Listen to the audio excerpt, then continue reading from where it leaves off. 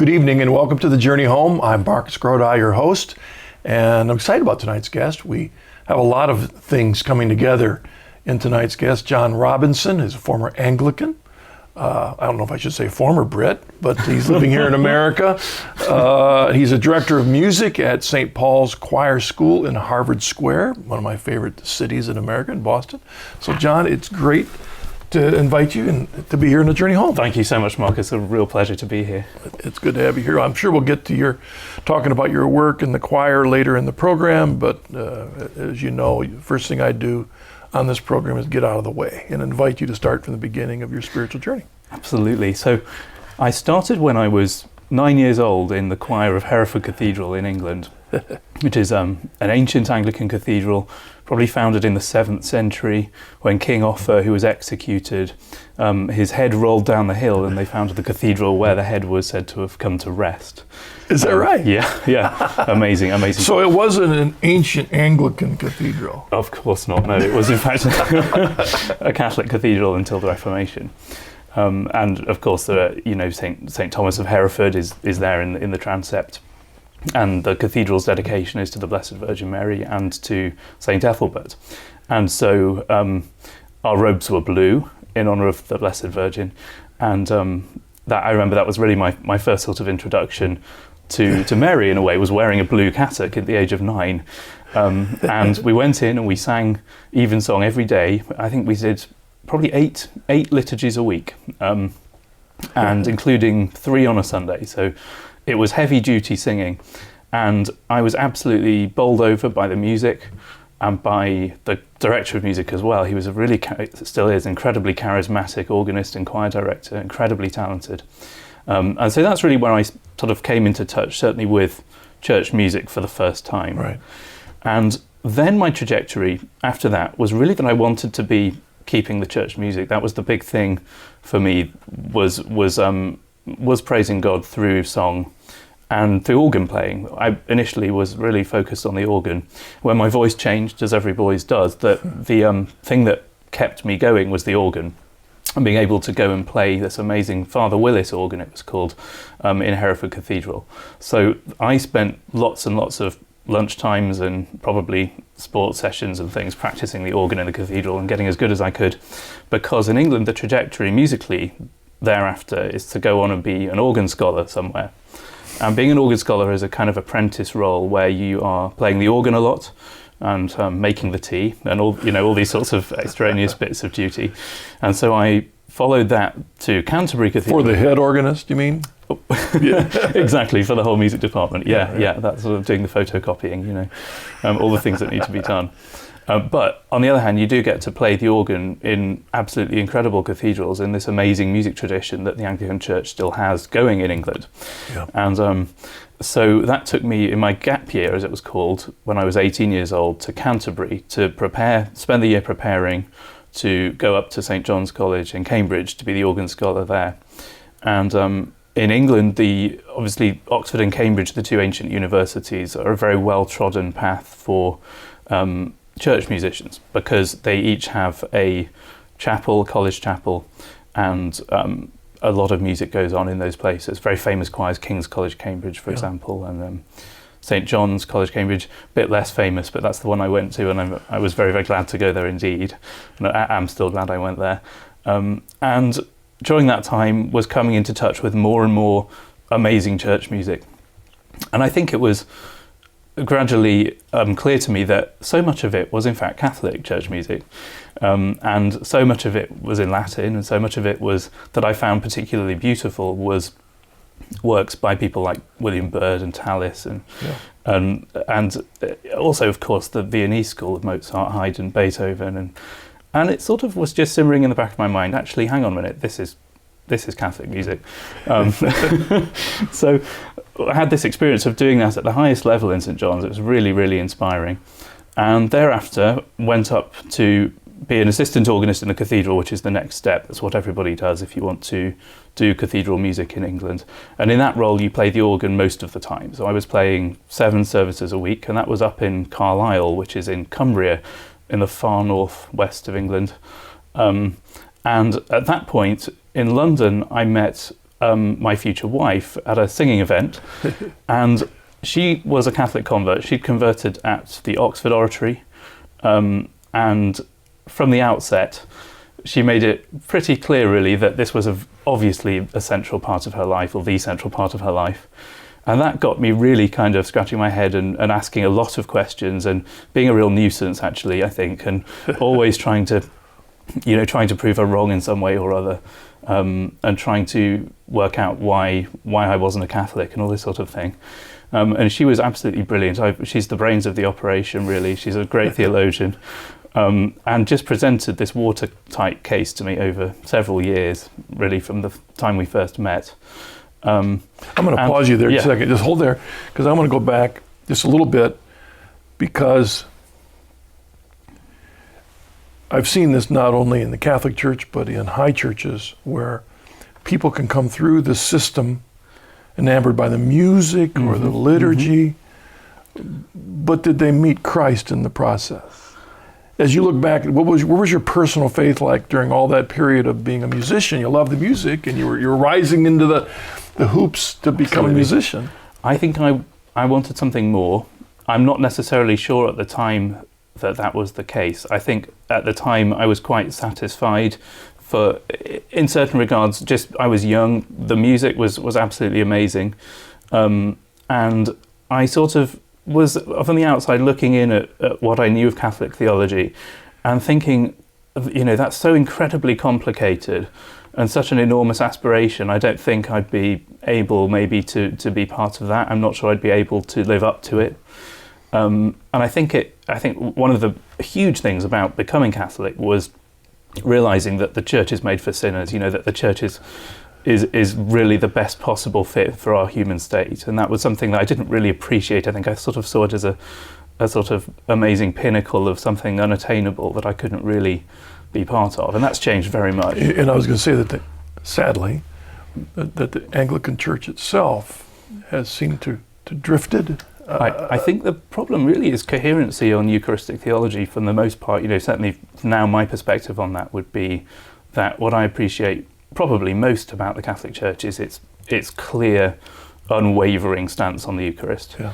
And that's something which there are a huge range of beliefs within the Anglican Church, of course, right, and within the Reformed churches in general. And I think that you really do miss having a coherent communion in that regard. Yeah. And perhaps that was certainly when I actually did convert, that was the main reason that I would say that I did.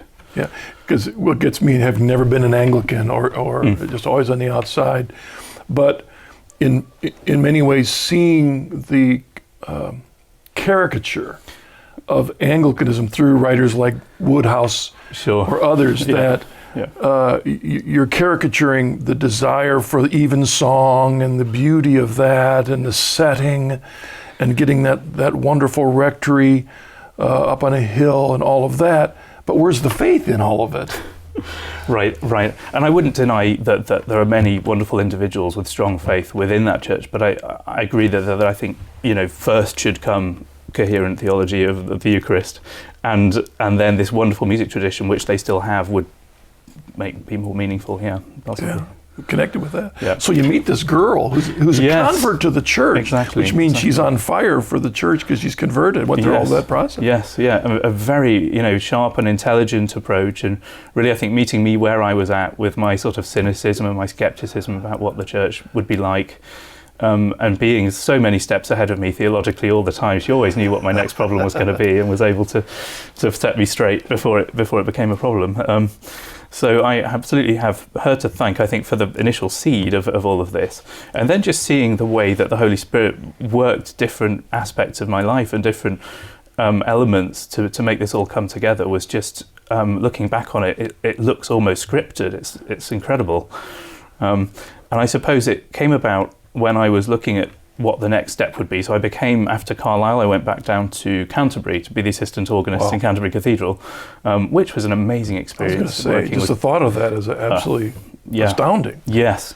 Yeah, working with wonderful people there who I knew very well and loved dearly, and in a building where every time you walk into that building, you see something very different. You see different aspects of the architecture, different statuary, different gargoyles even outside it that have caught your eye differently a previous day.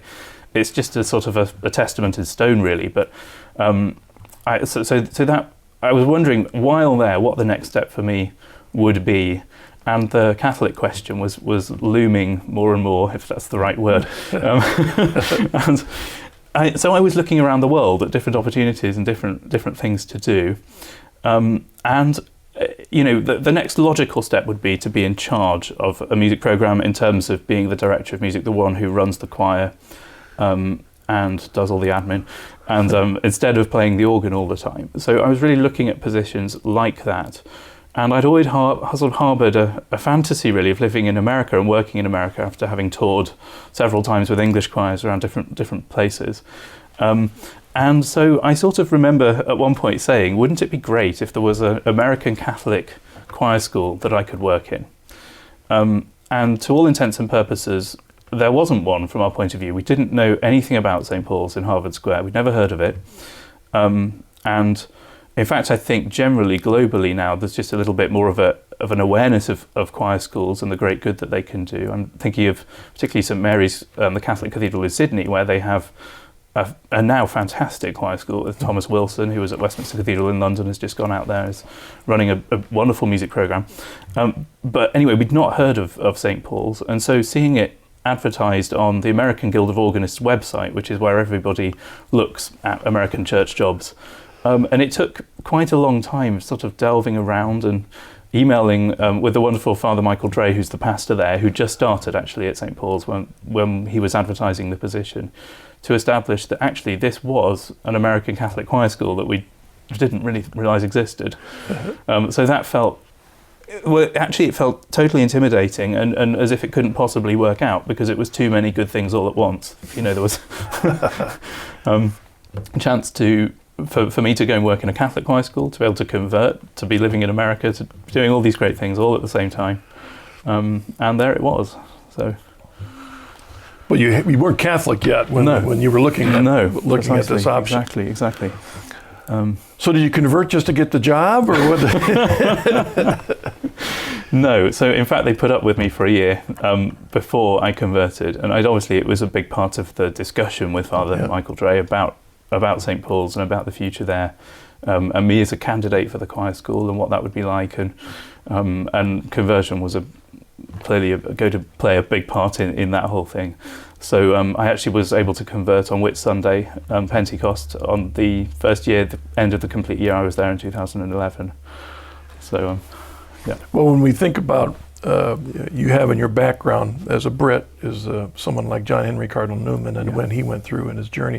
What about did you have any theological issues, both as barriers to coming in or what were the things that attracted you to the church that convinced you in her? I think nowhere near as as well voiced as Cardinal Newman. I'm not a theologian at all, but I think looking at things like transubstantiation and thinking, is that something that I can really believe? And then just over time, I think what really, really showed me that had to be true was the obvious way that it was doing the best thing that God could do for his people.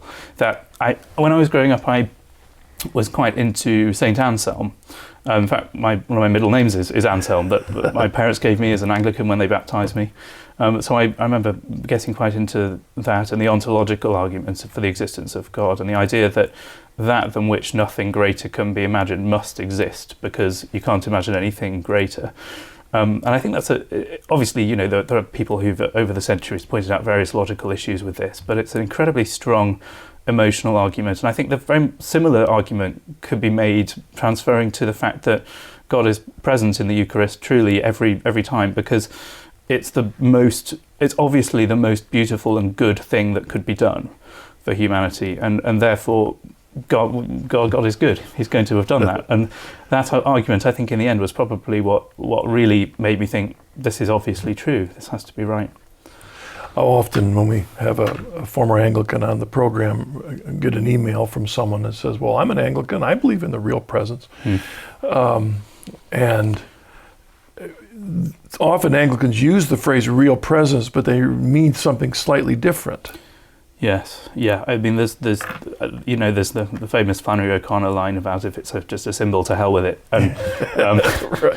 I think that there's something going on there. I think that the main issue in the Anglican Church with that is that you have people believing all sorts of things about the Eucharist, and if you do believe in the real presence, but you're aware that lots of your people in your communion don't, I think you have problems, because logically they're at the same liturgy that you are, and are therefore behaving and believing differently about what you believe to be the real presence. So I mean, there's a real I find that very difficult, although I know indeed that at the highest end of Anglicanism, yes, people say that they do believe in the real presence. Yeah. Again, whether they believe in transubstantiation or sure. it is a different issue, because now you're dealing with another issue, and that is the issue of priesthood. Yes, absolutely. I mean, that was, of course, another huge reason for conversion, was just simply looking at the authenticity of Roman Catholicism. And I think in some ways I'm tempted to not think about it as Roman Catholicism so much as just the Church. It's Christianity in its most authentic possible form. And it's the logical conclusion of everything I can think of theologically. And it has the seal of our Lord. He's given St. Peter that mandate, and therefore, logically, it's the Church. I think that's another thing that was very, very strong to me when I was looking at the various questions around it. Yeah. Our guest is John Robinson, for those of you listening on the radio. I remember one of the first guests we had on the Journey Home, in fact, the second Journey Home program, was former Bishop of London, Graham Leonard. And he talked, you don't get much closer to the Queen than the Bishop of London, but he came into the church. Yeah. And for him, the issue was the issue of authority. Mm-hmm. And he struggled with that even as a bishop in the Anglican Church. Where was his authority given the democratic decisions of Lambeth Conference? I mean, was the issue of authority one for you on the journey? Certainly. I mean, I think it can be said to explain various theological disclarities that occur outside of the Church, because without having the hierarchy of having a pontiff who's ultimately able to say, no, that's not going to happen, or yes, that is going to happen, I think it really does lead to confusion and chaos. I mean, people call it diversity, but I'm a bit skeptical. So hierarchy absolutely is. I see it as a great comfort. I think one of the other things that really alarmed me about the Church before coming into it was the notion that it was in some way extremely limiting, that there were so many rules and regulations and so many things that one needed to uphold, that was very daunting. And then just living it with all the sacraments of confession and the like, and being able to say, well, actually, no, that's freedom. That's knowing what is right and wrong is essential to being able to feel free to be forgiven. If you don't know what the moral teaching of Christianity is, then what hope is there to be forgiven and to accept forgiveness? Yeah. So I remember in my own journey, I think it was a Brit, it might have been C.S. Lewis, but it was someone I think that first read this idea that when is a fish most free, when it's in or out of the water? When is a train most free, when it's on the track or off? And so that argument was to show that there's a reason for the boundaries of the church sets. Yes. Our freedom is there. Yes. Not unbounded freedom. Yeah. Understanding what humanity needs. Yeah. Which I trust that the Church is doing and has done consistently, and I think that's one of the great reasons for this wonderful apostolic succession, that from the beginning of the disciples, and right back to our Lord, that what is best for humanity is being adhered to. Yeah. Now, when you were playing the organ in those beautiful cathedrals, and especially Canterbury, I remember my first time standing outside looking at that place, and I happened to be with an English priest.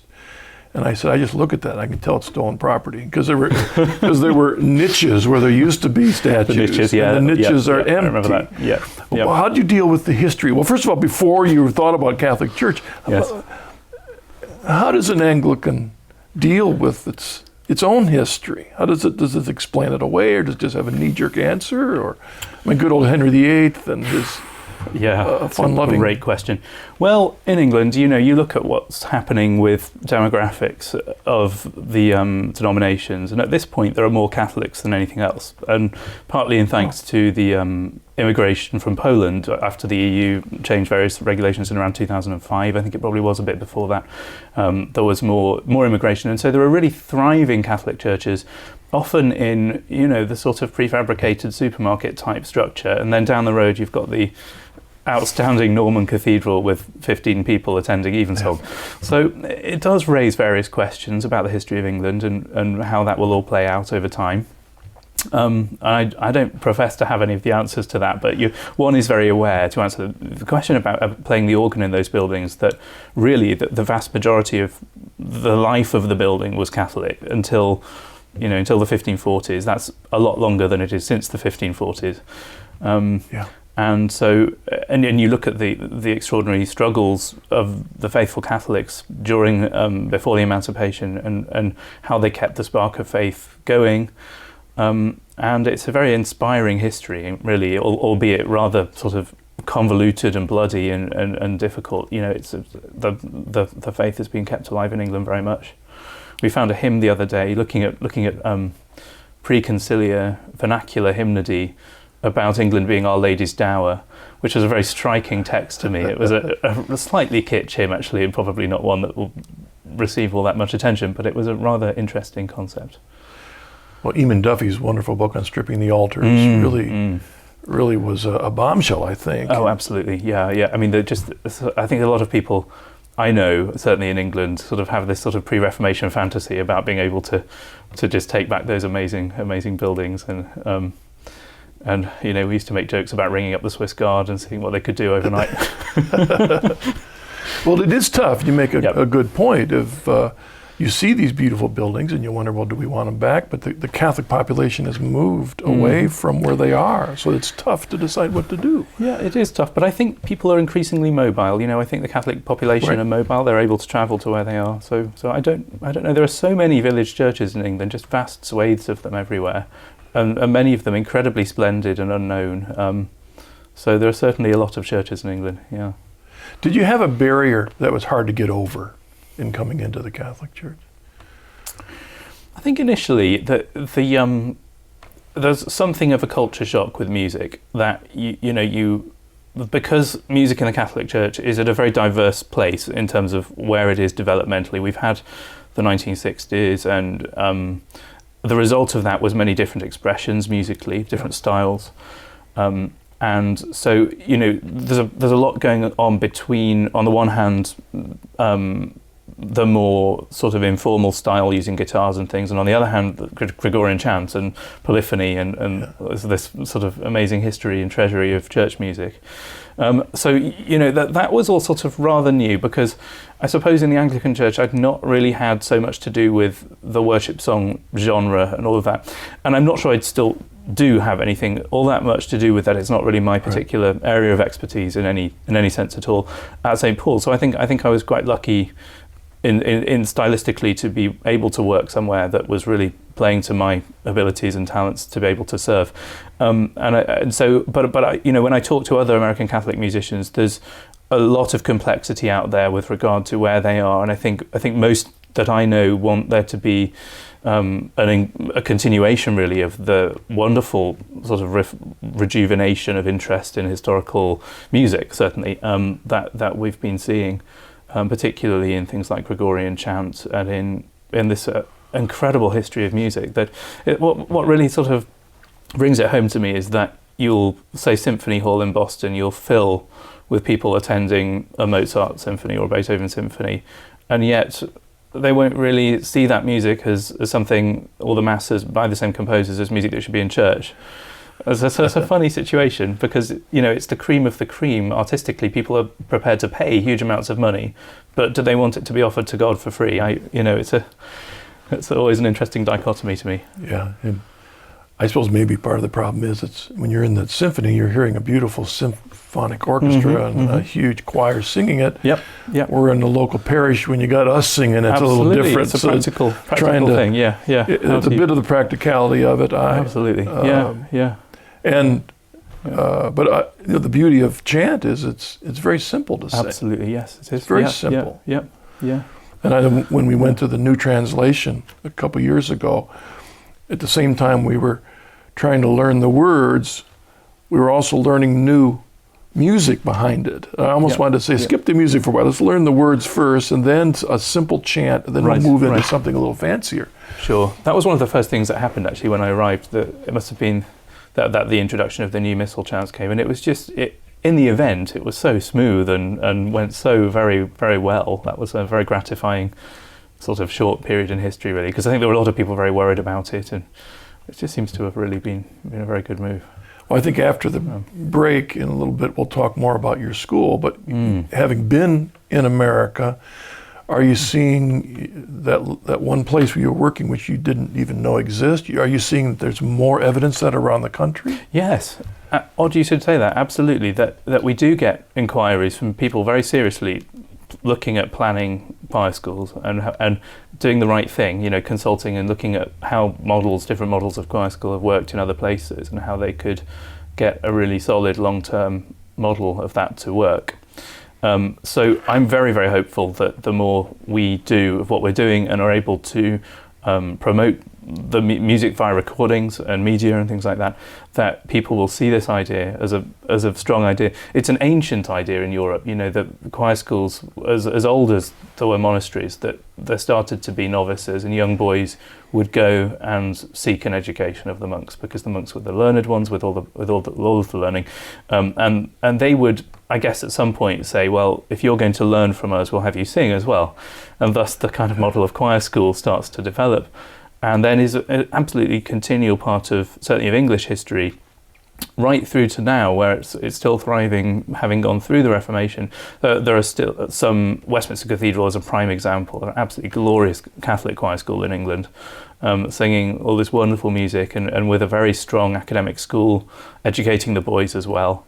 And there are a few mainland Europe examples, as well as Montserrat in Spain.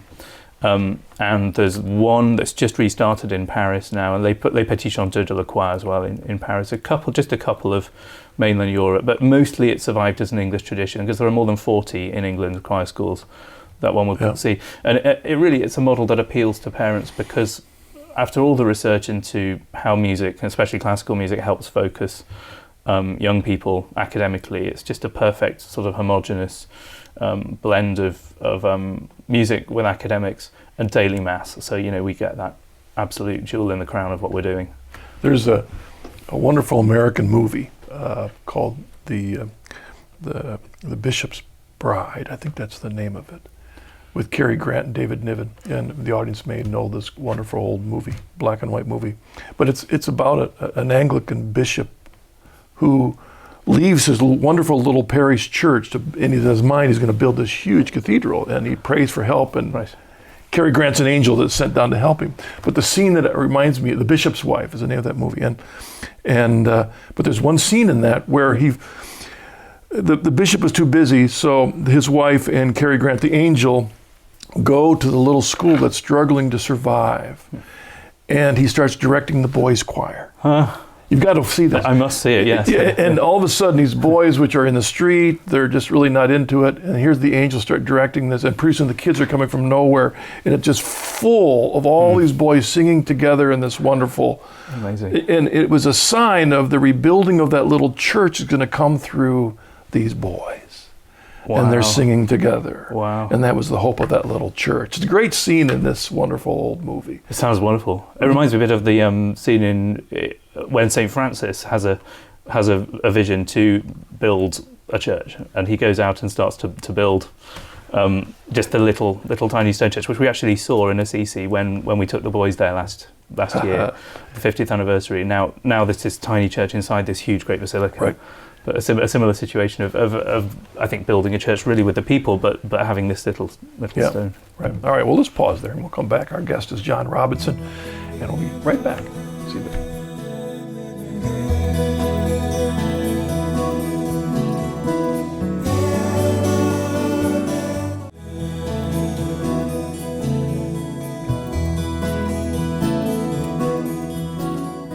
Welcome back to The Journey Home. Our guest tonight is John Robinson, former Anglican.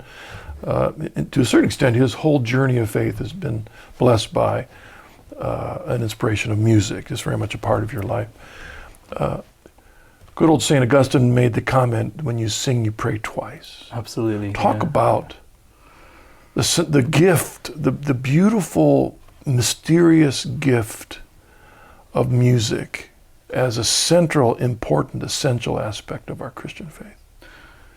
Music, I think, is the only art which exists in time, but also somehow outside of time as well, because when you enter into a musical work, it has a finite length in human terms, but it's transporting you emotionally through prayer to something which is outside of that, really. And for me, this comes to a head in a piece by the French composer Olivier Messiaen, who wrote, it's actually his only choral work, and he wrote an O Sacrum Convivium, the great Eucharistic hymn. And in that work, he manages to create this sense of timelessness through the use of various incredible musical effects, whereby time is measured differently than it would normally be.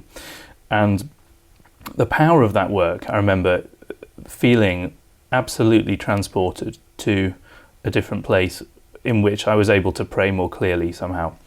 And I think that that's probably something along those lines is one of the highest aspirations of the church musician, that everybody's being transported through prayer to be closer to God and to lift something up as an offering. I think one thing I realized really quickly as a church musician is that if you expect to offer something worthy, you're in trouble. Because no matter what you offer as a human musician, you're offering it to God. So he's thankfully going to look favourably, I think, and perfect the music as we offer it. But you have to realise that you're not going to offer something perfect, or even near that, as a church musician.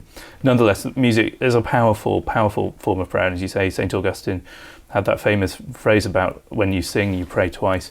There's a word that everybody misses out of the translation, which is bene, which means that he who sings well plays twice. However, excellent. I only ever say that to choir school pupils because I think his meaning is clear that singing itself is an act of prayer. But it doesn't harm to sing well as well, and to really try and, if it's your vocation, to make it something that you take very seriously, and to practice a lot doing it. And the boys at St. Paul's Choir School, I hear from their parents, are very difficult to stop practicing when they get home. They're singing all the time. But that is such a good, it is important to keep that word well in there, because there's this idea that you take the psalm, make a joyful noise unto the Lord. Yep. Well, wait a second here. You still want to try and do. I think joyful is a key word. To the quality, to the best you very can, much so. Not just settle for mediocrity. Absolutely. We've made a noise, so that's all that counts. No. Yes, I agree completely, and I think really emotions are key here. That clearly various aspects of singing are intended for congregational worship, and as somebody said, the congregation is the only group of musicians who never rehearse. They only perform. They only come in and they sing hymns and chants, and really what's important there is to do so joyfully. I think that you can train in music, and that's wonderful if that's what you want, but there's also a place for not training but doing it as well as you can. And I think that generally speaking means loud. That a lot of issues with congregational participation and singing are caused by people being wary of singing, being heard and singing loudly. This morning at Mass, an absolutely wonderful example of a priest singing very lustily and being able to give everybody cover, as it were, and being able to, for people to be able to sing and not feel self-conscious and not feel embarrassed about that. So I think it's a wonderful priestly example there of leading singing, which is always the way it should be. The priest should lead the singing and lead by example. And joyful and enthusiasm and praise are clearly the kind of emotions that, for the most part, one is looking to impart with church music. Having been once as a pastor involved every week with choosing the music for worship Sunday, I remember becoming aware, I've been a musician all my life too, but becoming aware that there are different kinds of worship music. Yes. Some is purely vertical, where it's enabling us to pray, to Yes. speak to God. The words, the whole movement of the music is an upward. And then there's other music which is about God. Absolutely. We're yes. singing about Him. We're not talking to Him, but Yes. But then it seems that a lot of the modern music is a more horizontal about what I've experienced with God. Right. Right. Now there's a value of that. Amazing Grace is really about what I've experienced with God.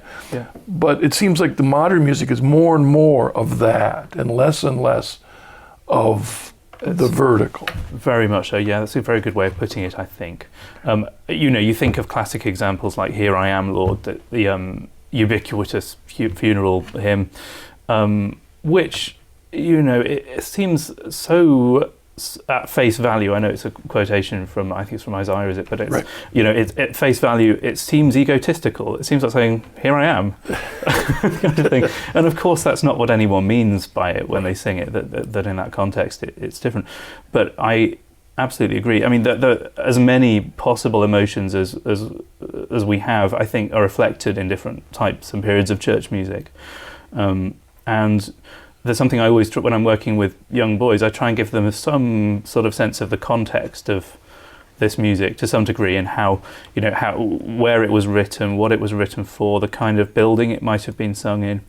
And you look at some of what we call the great treasury of Catholic music, masses by Victoria and Palestrina and Viadana and so on. And really, it's so at one with that architecture that there's something which is set there in praise of God, really as the first priority. And that music is, I suppose the complaint that some people might have is, maybe it's not very human. Well, I think it's giving the very best of humanity. It's offering something really splendid and the best we can do and offering it to God. And that music is, the way that music literature works, there's a canon, just like with other forms of art, that there are these great composers whose music we're lucky enough to have in this great treasury.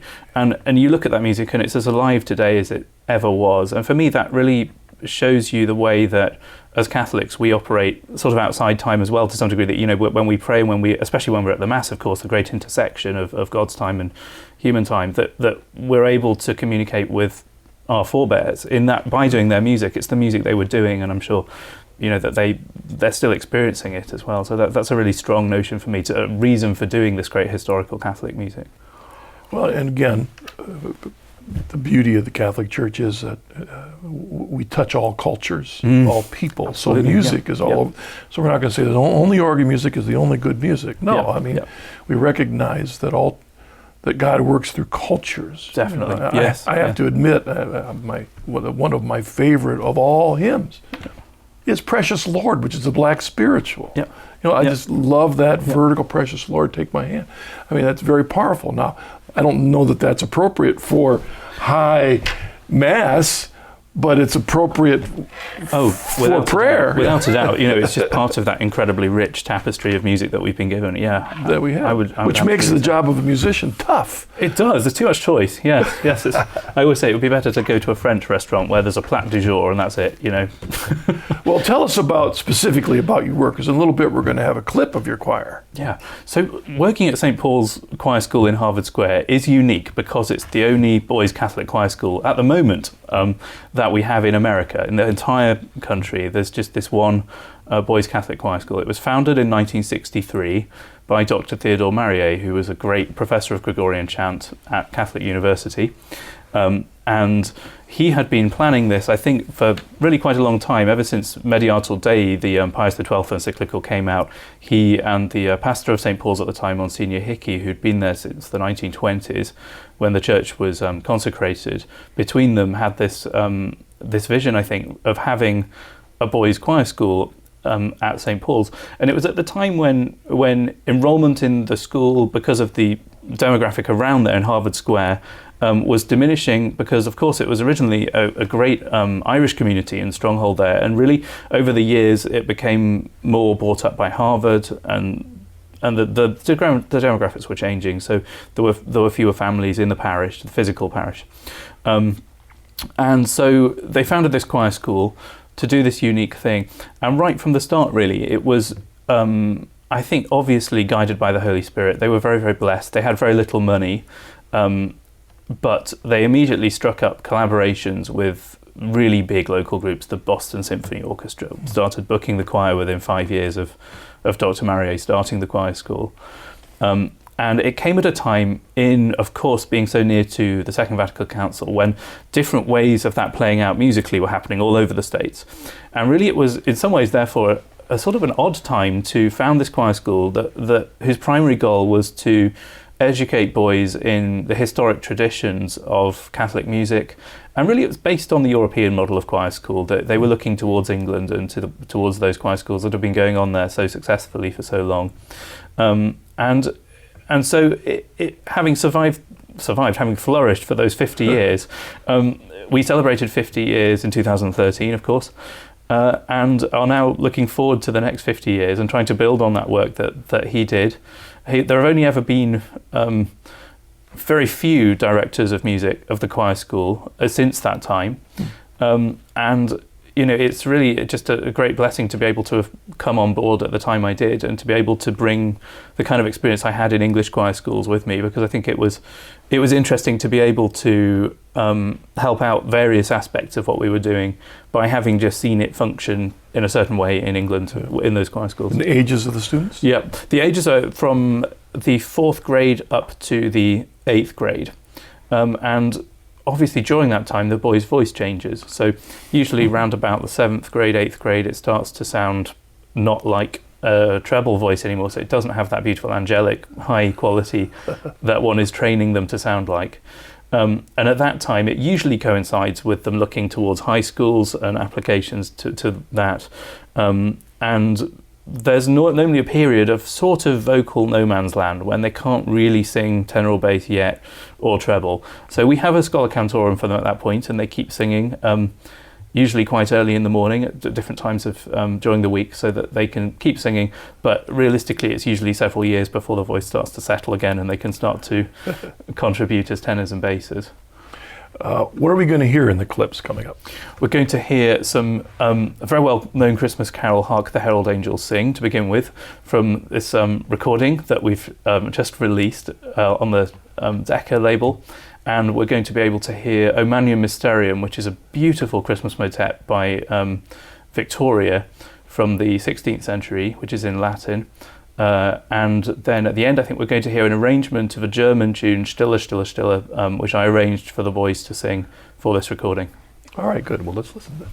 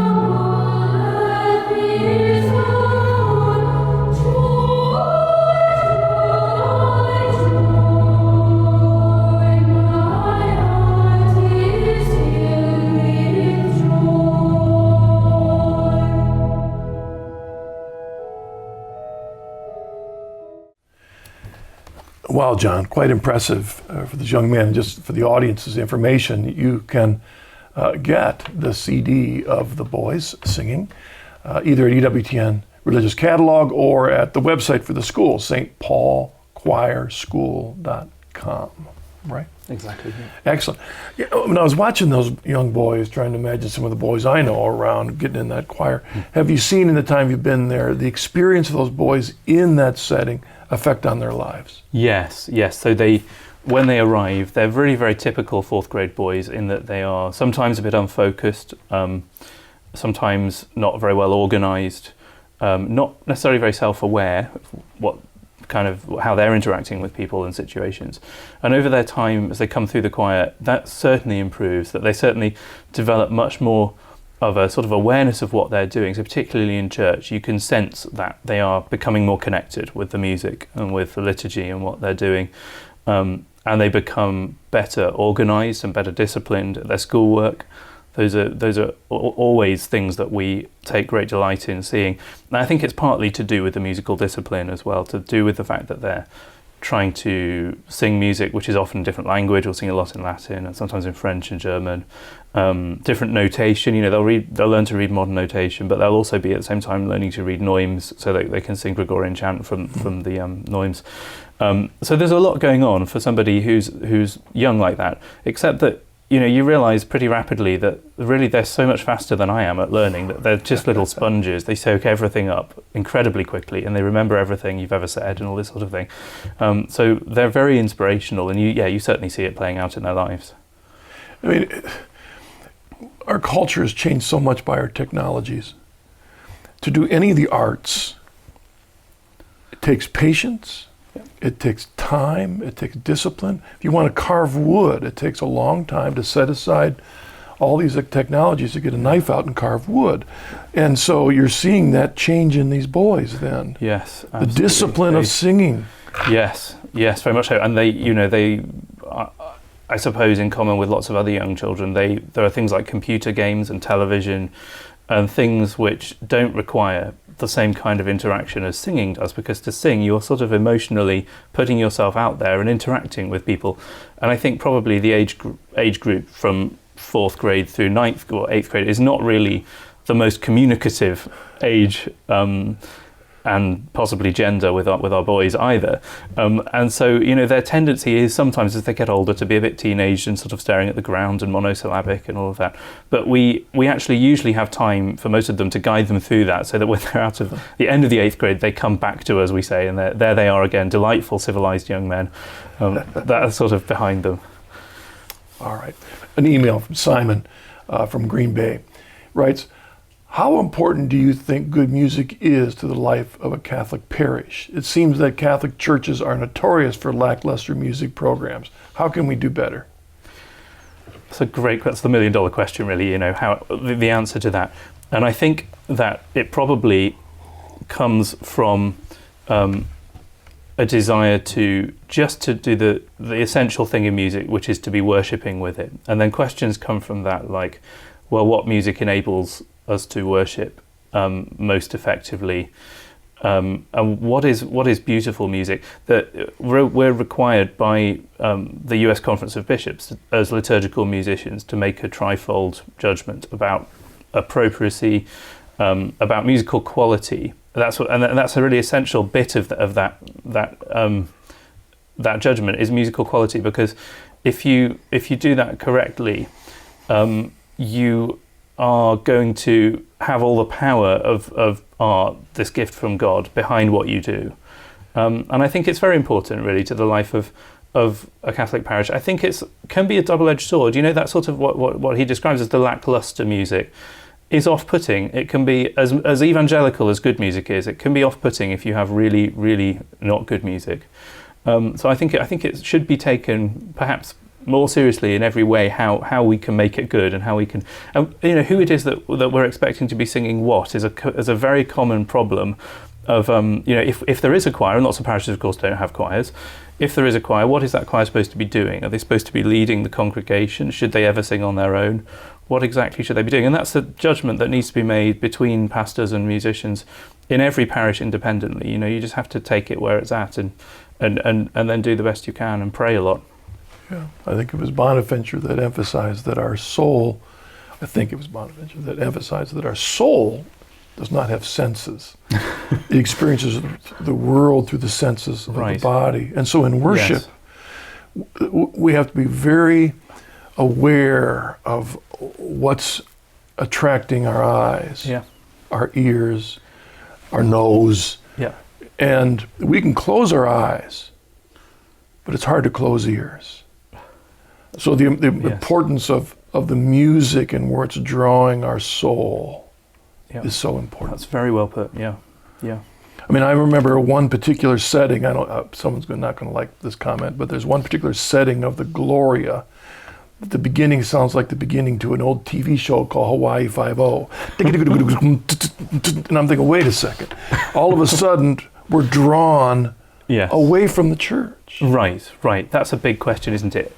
At the church, should you be creating a comfort zone that's exactly the same as secular life, or should you be creating a space where people can really worship? And that's a big question, and a lot is, I think, at play with that.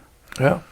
And it's been a question for centuries. Sure, yes. There was a time when I think it was Pius X did not want the organ in the church because at the time the organ represented the theater. Yes, exactly. And likewise with the great high masses of Beethoven and Mozart, it does sound very joyful. Is this really a Kyrie? Are we really leaping around singing this Kyrie? I mean, I would say that the kind of joy Mozart creates is really a very sort of lasting joy that points to the fact that we know that we're going to be forgiven in the Kyrie. That's the way I would approach that. But I take the point that it does sound, maybe it could sound flippant if you listen to it in the wrong way. Yeah. Email from Emily from Augusta, Georgia, writes, what would you suggest to someone who wishes to gain a deeper knowledge and appreciation for sacred music in the church?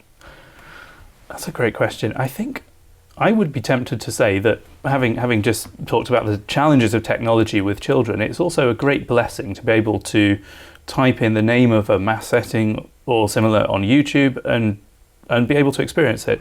So, for example, if you were to type in Westminster Cathedral Choir, who arguably the finest Catholic choir in the world, I think that's now at everybody's fingertips. This is an amazingly sort of democratized approach to knowledge and information, and that's a great thing.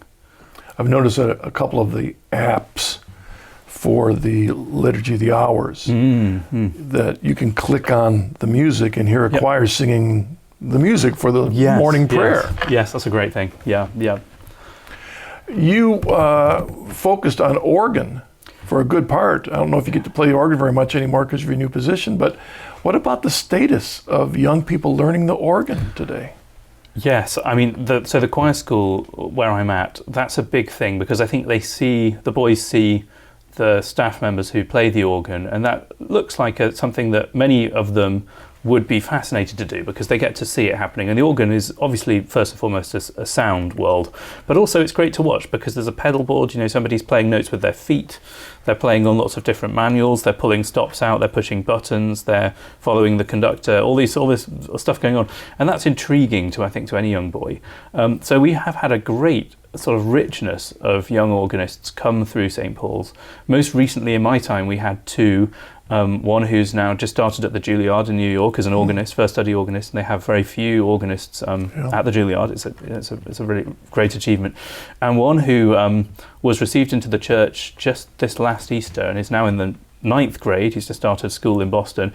And both of them really are, I think, sort of geniuses. They're absolutely stunning organists. And with them, it's just been a case of simply letting them do this. And they were quicker than me before they even started. They're sort of the kind of people where you're just constantly wondering what on earth you can do to be of help because they're already so good.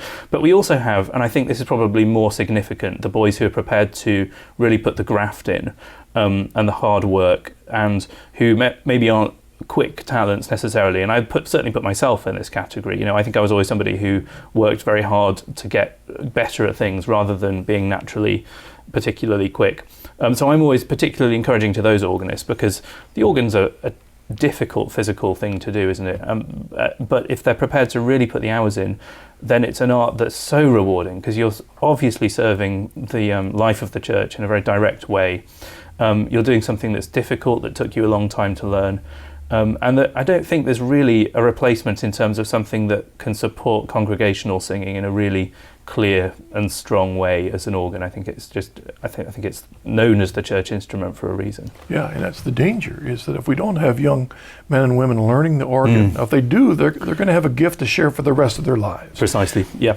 If they aren't learning, we're going to be left to a digital push button, which once you push it on, you can't go with the choir. That's exactly right. And the digital push button problem is, of course, that it can't hear what the congregation are doing, so it can't respond to them, whereas a human is able to think, they need a bit of encouragement just there, I'll do this to make that happen. And there are direct relationships that you form with a congregation, how you encourage them to sing more.